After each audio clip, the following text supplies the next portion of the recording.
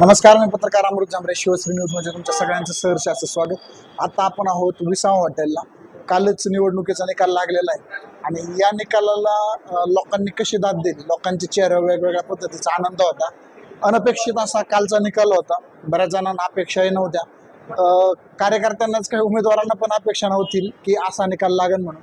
तर आपण जनतेचा थोडासा कौल जाणून घेऊयात की या निकालाबद्दल जनतेचं काय म्हणणं आहे. ते लोकसभेचा जो निकाल लागला कालचा, त्या निकालाबद्दल काय वाटतंय? ठीक आहे. म्हणजे एक गरीब माणसाला न्याय मिळाला काय? वाटलं होतं का पवार साहेबांची एवढी सीटं येतील म्हणून? वाटत होतं ना. ग्रामीण भागात कांदे आणि दूध हे शेतकरी फार प्रचंड नाराज होते. पुढं काय वाटतंय आता? जे केंद्राचं जे राजकारण आहे त्याच्यावरती काय परिणाम होऊ शकतो कालच्या निकालावरून, असं वाटतं काय परिणाम? ना ते एवढं काही केंद्र एवढा अभ्यास आमचा नाही असं. तुम्हाला काय वाटतंय कालच्या निकालाबद्दल? तुमचं काय मत आहे? निकाल चांगलाच झाला ना. मग तुम्ही समाधानी आहे कालच्या निकालाला? हो, समाधानी. तुमचं नाव काय? संपत उबाळे. तुम्ही म्हणजे पारनेर तालुक्यातले? लंके साहेबांच्या बाजू, म्हणजे तुम्ही याला ज्यांना मतदान केलं हो, ते आले. तिकडूनच तुमचा म्हणजे निकाल लागला. काल गुलाल खेळायला गेले होते की नाही? जायचंय आता आम्हाला. आमदार काय लगेच भेटणार का थोडे खासदार साहेब? खासदार साहेब बरोबर. काय वाटतं म्हणजे आता कालच्या निकालावरून काय वाटतंय पारनेर तालुक्याचं जे विधानसभेचं चित्र आहे ते कशा पद्धतीने बदल राहू होईल. शकतं? बदल होईल. बदल होईल विधानसभेला पण. गरीब घराण्यातला नेता आहे, शेवटी बदल करणारच ना. बरोबर. शेतकऱ्यांचा विचार करणारच ना सर. आता लंके साहेब बोलले होते की मी 35 रुपयापर्यंत म्हटलं तरी दुधाला बाजार देऊ शकतो खासदार झाल्यावर. काय वाटतंय होऊ शकतं काय? करतील ना. करू शकतील? हो, 100%. तुम्हाला काय वाटतं होईल? होईल, 100% होईल. म्हणजे शेतकऱ्यांना न्याय मिळेल असं तुम्हाला वाटतं? 100% निकालाबाबतीत तुम्ही समाधानी? समाधान, एकदम आनंदी. अजून काय काय लंके साहेबांकडून तुमच्या काय अपेक्षा आहेत की बाबा आता तुम्ही खासदार झालेत तर तुम्ही हे करा बाबा? लक्की साहेब जनतेच काम करणार आहे, कारण ते काय नेते त्यातून करणार माणूस. ते जनतेत फिरणार आहे. आपल्या खांद्यावर हात टाकून चालणारी मंडळी.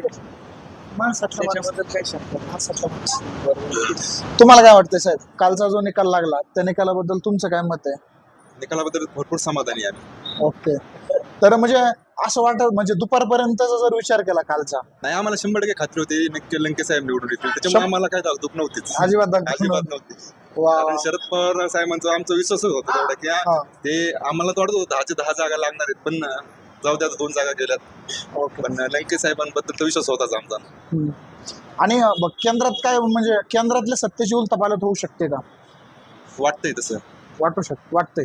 हो म्हणजे जर आता कालच पवार साहेब मला वाटतं दिल्लीला गेलेले आहेत. हो गेलेत. मग तिथून असं वाटतंय का चित्र बदलू शकतं केंद्रातलं काही? 100% बदलणार आहे. आणि विधानसभेला काय वाटतं? आता विधानसभेचे तुम्ही पारनेर तालुक्यातलेच आहेत, पारनेर. तर विधानसभेला कोण कोण उमेदवार वाटतं तुम्हाला का हे उमेदवार इच्छुक उभे राहू शकतात आणि हे उमेदवार उभे जरी राहायची इच्छा असेल? ते सांगू शकत नाही, पण विधानसभेला महाविकास आघाडीच सरकार स्थापन होईल. सरकार येऊ शकतं. तुम्हाला काय वाटतं साहेब? निलेश लंके म्हणजे जनतेच्या मनातला खासदार, गोरगरीब जनता. आणि शेतकऱ्यांना नक्कीच न्याय देणारा मनुष्य. तर काही काय अपेक्षा आहेत तुमच्या आता लंके साहेब निवडून लंके आल्यानंतर? साहेब पाणी प्रश्न, जनतेचे सर्व प्रश्न सोडवणारा मनुष्य. 100% गॅरंटी आणि खात्री आहे आम्हाला. निलेश लंके 100% जनतेचे प्रश्न, गोरगरिबांचा माणूस सोडवणार. गोरगरीबच जनता खासदार झाल्यासारखी आहे. तर हे होतं यांचं मत की गोरगरीबच जनता ही खासदार झालेली आहे, असं यांचं मत आहे. शेतीमालाचे भाव पाडले, दुधाचे भाव पाडले आणि कांद्याचे भाव पाडले. त्यामुळे याला 2-3 गोष्टीमुळे गावात आरक्षण येणार. ते तीन मूलभूत प्रश्न आहेत शेतकऱ्यांचे. त्याच्यामुळे कोणता परिणाम झाला जागा घाटायला? कोणत्या कोणत्या मूलभूत प्रश्नांमुळं?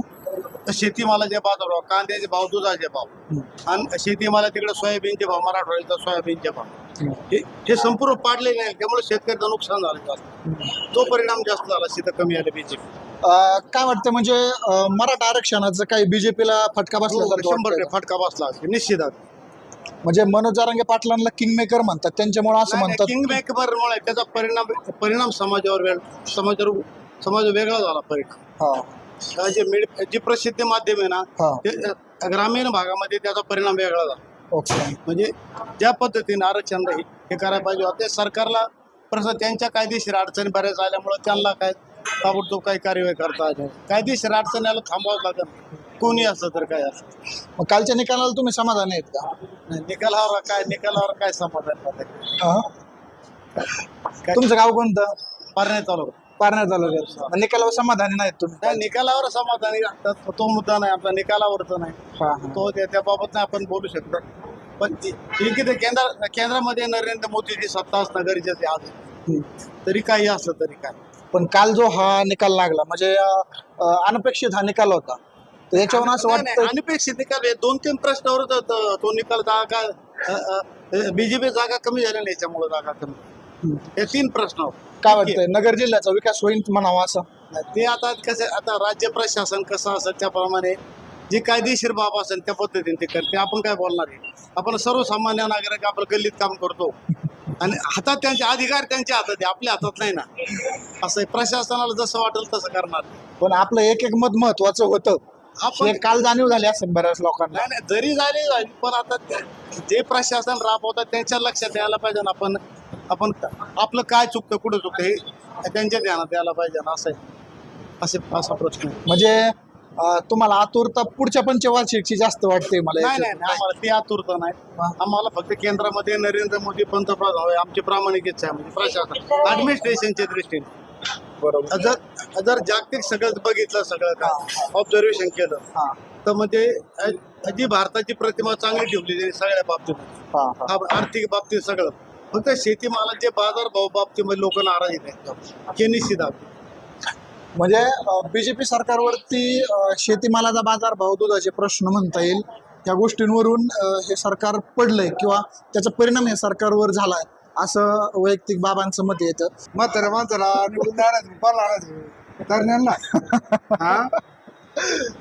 म्हणजे पवार साहेबांच्या बाजूने जो निकाल लागला तो अपेक्षित होता का निकाल असा लागू शकतो असा हा होता ना लागला त्या पद्धतीचा? त्या पद्धतीने उलट चांगला लागला.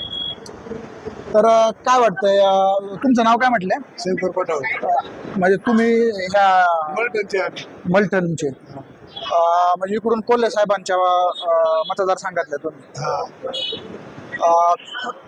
जी प्रगती अपेक्षित होती त्याच्यापेक्षा जास्त प्रगती होईल आता शिरूर लोकसभेची का कमी प्रमाणात होईल काय वाटतं? जे प्रश्न जो अजेंडा होता कोल्हे साहेबांचा त्या पद्धतीचं ते काम करतील का पुढे जाऊन? आता त्याचं काय भरोसा आहे काम करतात का नाही करतात. बरं. म्हणजे आणि पवार साहेबांचं जे आता पवार साहेब दिल्लीला गेलेले आहेत याच्यावरती काय वाटतंय तुम्हाला? सरकार बदलन केंद्रातलं केंद्राचे सरकार आहे तेच राहील. तर हे वैयक्तिक बाबांचं मत आहे म्हाताऱ्या माणसाला नाही निवडून द्यायचं मग काय तरुणाला निवडून द्यायचं का? ही याच्यातून पळते त्याच्यातून पळते चांगलं म्हणतात का? बरोबर आहे खरं आहे, खरं आहे. त्या आईला चांगलं द्यायचं सोडून चोरांच्या मागं पळाल्या कोण द्यायला मला ते सांगा तुम्ही मला. खरं आहे, खरं आहे. शेतकऱ्यांचं बरं वाटलं गेलं त्यांनी केलंय का नाही. आज आमचं कांदा जाते 5 रुपये 3 रुपये किलो आम्ही थोडं जोडायचे यांच्याच मागं पळायचं. मग आता पवार साहेबांची 8 सीट पवार साहेबांनी कांदा 100च्या खाली कधीच नाही येऊन दिला. बरोबर. हे डोक्यात ठेवा. पवार साहेब खरंच माणूस होता. हा आहे ना आहे अजून हा पवार साहेबासारखा माणूस नाही. खरं आहे, खरं आहे. काय वाटतंय की कालचा जो निकाल लागला तो अपेक्षित होता का अनपेक्षित होता? अपेक्षित. जे शिरूर लोकसभेची प्रगती व्हायला पाहिजे होती किंवा जी होणार आहे ती 100% होईल आता काय वाटतंय? नाही कुठलाही उमेदवार जरी निवडून आला तर 100% पूर्णपणे काम करू शकत नाही. आता जेवढं शक्य होईल तेवढं ते करतील अशी अपेक्षा आहे. पण वरती जर सत्ता विरोधी पक्षात असलेल्या खासदाराकडून सत्ताधारी पक्षाची अपेक्षा ठेवणं मला तरी योग्य वाटत नाही. पण त्यांच्या कॅपॅसिटीनुसार त्यांच्या कुवतीनुसार ते काम करतील आणि ती कुवत त्यांच्यात आहे. मग तुम्हाला काय वाटतंय वरती केंद्रात जर बीजेपीची सत्ता आहे आणि आता पवार साहेबांचे एवढे तिकीट खाली आहेत म्हणजे आपल्या शिरूर लोकसभेचा विचार करूया अमोल कोल्हे साहेब इथं खासदार आहेत तर वरून त्यांच्या म्हणजे निधी येण्यासाठी काय अडचणी वगैरे होतील का सगळ्या निधी मिळेल? सगळं नाही भेटणार. अडचणी करतील ते 100% करतील. म्हणजे पुढच्या पंचवार्षिकसाठी ते काही हिस्सा राखून ठेवतील. हो की जेणेकरून हा खासदार निष्क्रिय आहे असं दर्शवण्याचा प्रयत्न करतील ते. तर त्याच्यामध्ये काय काय वाटतं की अमोल कोल्हेंकडून तुम्हाला काय काय काम अपेक्षित आहेत बाबा? जी काय पेंडिंग कामं आहेत तीच करावीत त्यांनी, तीच खूप होतील. जी पेंडिंग कामं 5-10 वर्षापासून पडलेली आहेत तीच कामं त्यांनी कंटिन्यू करून पुढे जरी मार्गी लावली तरी खूप काही होईल. आता ह्याचा परिणाम पुढे विधानसभेला याला होईल का असं वाटतं? होणार. विधानसभेमध्ये सुद्धा महाविकास आघाडीची भरपूर प्रमाणामध्ये सत्ता येऊ शकते. आणि पुढे आपलं नगरसेवक पदासाठीचं म्हणा किंवा जिल्हा परिषदचे म्हणा या निवडणुकांवर परिणाम होईल का? आता यांचं वन नेशन वन इलेक्शन चाललंय. जर विधानसभा आता यांनी 2-3 महिन्यात घेतल्या हा. तर पुढच्या निवडणुका घेतील का नाही ही पण शंका आहे. अरे बापरे. वन नेशन वन इलेक्शनचं त्यांनी जवळजवळ सगळं फायनलच केलेलं हा हा आहे. उद्या वन नेशन वन इलेक्शन केलं तर ह्या निवडणुका होणारच नाही. बरोबर. तर हे होतं यांचं मत. तर पाहूयात आता काय होतंय अमोल कोल्हेंच्या कारकिर्दीमध्ये. शिरूर लोकसभेचा कसा विकास होतोय आणि कसा होत नाही, किती त्यांना अडथळे येतात हे आपल्याला हळूहळू लक्षात येणारच आहे.